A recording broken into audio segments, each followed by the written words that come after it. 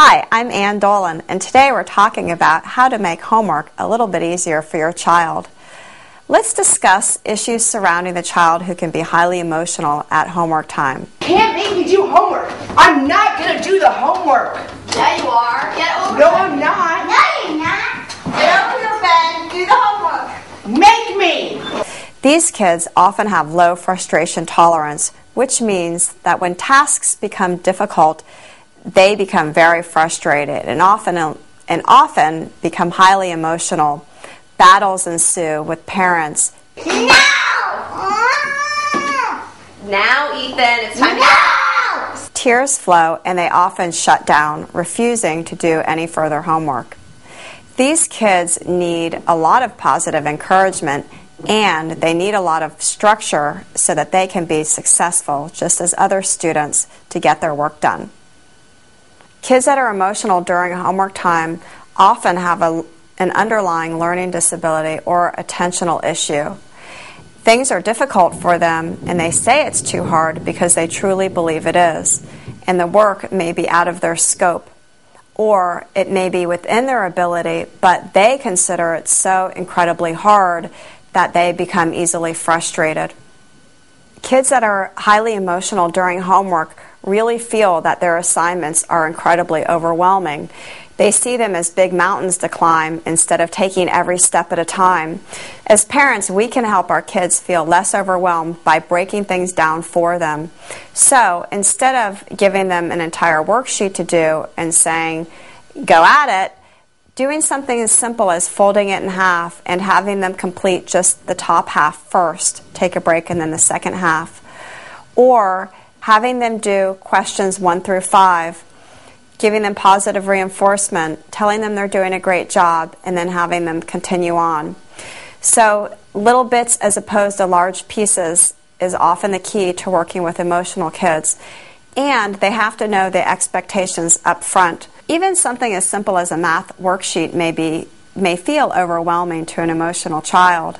Show them how you can highlight just the addition problems first. Go through the sheet and highlight the addition symbols. Have them do just those problems first, and then they can go back to do the subtraction problems.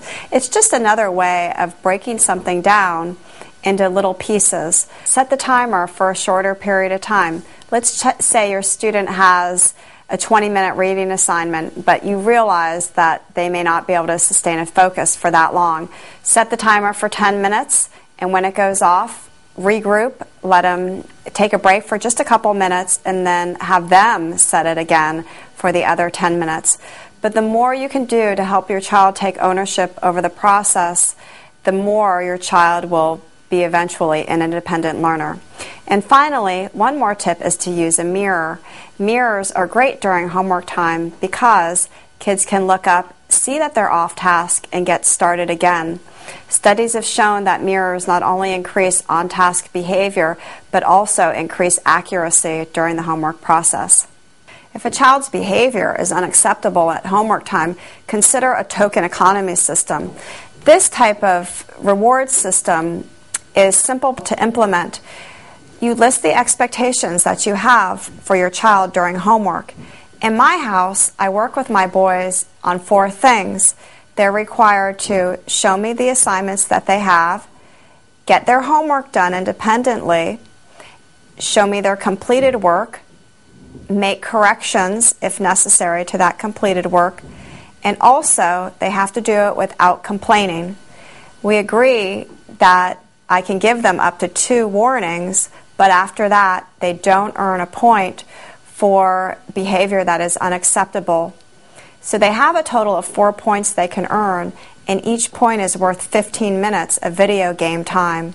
So when their homework is done, they merely cash in their points for the time that they've earned. And I found this to really take the emotion out of homework time. They're much more able to get through their work peacefully and much less likely to argue or to be dramatic about getting it all done. Hopefully, the ideas I shared with you will make homework a lot less stressful and a lot more productive. Next, we're going to talk about when to seek outside help.